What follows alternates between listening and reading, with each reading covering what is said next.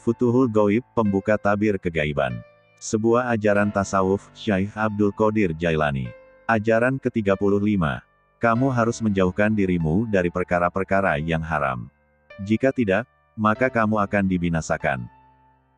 Kamu tidak akan dapat lepas dari cengkeraman bahaya perkara-perkara yang haram itu, kecuali jika Allah menolongmu dengan kasih sayangnya.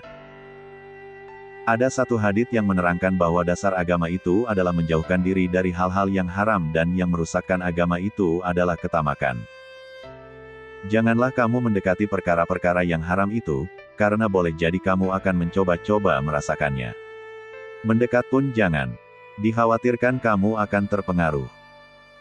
Umar bin Khattab pernah berkata, biasanya kami menjauhkan diri dari 9/10 perkara-perkara yang halal, karena kami khawatir terjerumus ke dalam perkara-perkara yang haram. Petik 2.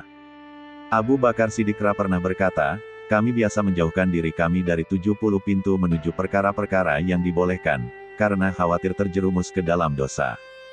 Petik 2.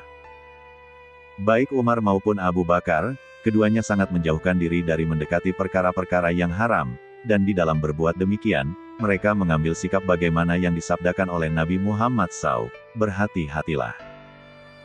Sesungguhnya setiap raja itu mempunyai taman larangannya sendiri-sendiri, sedangkan taman larangan Allah itu adalah perkara-perkara yang diharamkannya.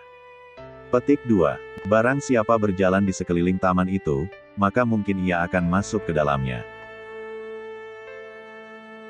Tetapi, barang siapa memasuki pintu istana raja dan terus melewati pintu kedua dan ketiga, hingga akhirnya sampai ke kamar raja, maka hal itu adalah lebih daripada orang yang berada di luar pintu pertama, karena ia berada di luar.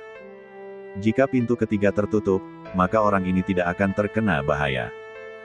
Sebab, ia berada di antara dua pintu dan berada dekat dengan raja dan bala tentaranya.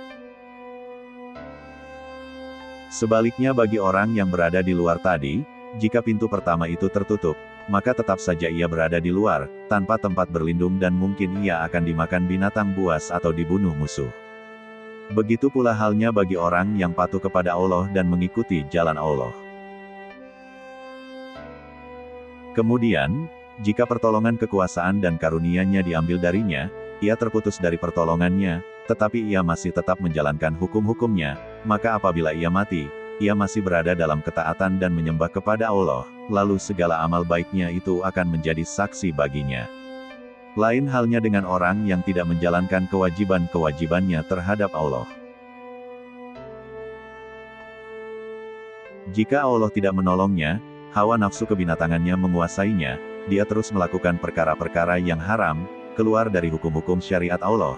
Ia terus menjadi sekutu setan yang dikutuk Allah dan ia jauh dari jalan yang lurus dan benar, maka jika ia mati sebelum bertobat, ia akan termasuk dalam golongan orang-orang yang merugi, kecuali jika Allah mengampuni dan memberinya rahmat.